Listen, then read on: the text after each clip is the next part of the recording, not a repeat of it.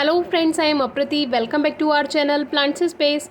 ये वीडियो हम रात को शूट कर रहे हैं क्योंकि ये वीडियो शेयर करना ज़रूरी है कि अगर आपके साथ कभी ऐसा होता है तो आपको क्या करना चाहिए।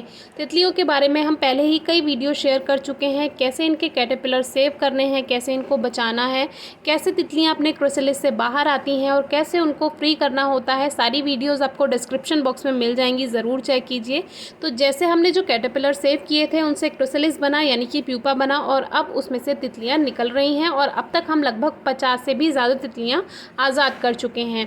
तो ये जो तितली है ये पहली बार ऐसा हुआ है कि अपने क्राइसलिस से रात में बाहर आई है, क्योंकि अभी तक जितने भी क्राइसलिस हमने सेव किए हैं उन सभी में से दिन में तितलियाँ बाहर आती हैं और क्राइसलिस से बाहर आने के बाद इनको थोड़ी देर बिल्कुल डिस्टर्ब नहीं करना होता, क्योंकि ये अपने पंख फैलाती हैं, उनमें रक्त का संचार करती हैं। रक्त नहीं होता है, दरअसल वो एक तरह का फ्लूइड होता है जो कि पूरा पंखों में सही से फैल जाए तो पंख अच्छी तरह से खुल जाते हैं और ये फिर उड़ सकती हैं।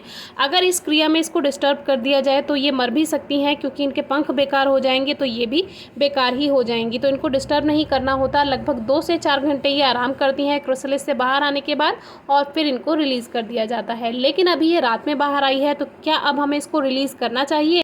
तो अगर तितली रात में अपने क्राइसलिस से बाहर आई है तो उसको बिल्कुल डिस्टर्ब ना करें और उसको सुबह को ही रिलीज़ करें, यानी रात को पूरा टाइम उसको ऐसे ही बैठा रहने दें, क्योंकि वैसे भी तितलियां रात में रेस्ट करती हैं।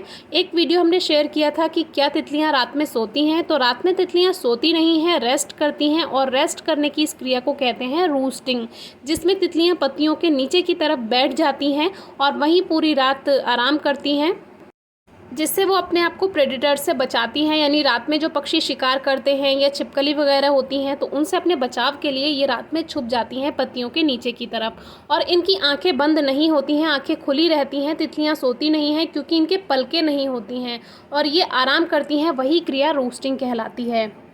और एक ज़रूरी बात, जब तितलियां रेस्ट करती हैं तो इनको इसलिए भी डिस्टर्ब नहीं करना चाहिए क्योंकि ये लो मेटाबॉलिक स्टेट में एंटर करती हैं उस समय, जिससे ये इनएक्टिव हो जाती हैं। तो अगर आप इनको डिस्टर्ब करेंगे तो ये मर भी सकती हैं, इसीलिए इनको बिल्कुल डिस्टर्ब ना करें। और अगर ये रात में कहीं पर बैठी हुई हैं पत्तियों के नीचे तो उनको वहीं पर बैठा रहने दें। ये जो बॉक्स है कुछ इस तरह से ऐसा तैयार करना पड़ा क्योंकि जो क्राइसलिस हैं वो जगह जगह जाकर बन गए हैं और इनको डिस्टर्ब करना सही नहीं है, तो इसीलिए हमने बॉक्स को थोड़ा अलग तरह से तैयार कर लिया है, जो कि लास्ट वीडियो में आपसे शेयर किया था। तो अभी तक हम लगभग 50 तितलियों को उड़ा चुके हैं, यानी रिलीज़ कर चुके हैं खुले आसमान में कुछ इस तरह से, और बहुत ही अच्छा एक्सपीरियंस है। आप भी ज़रूर ट्राई कीजिए।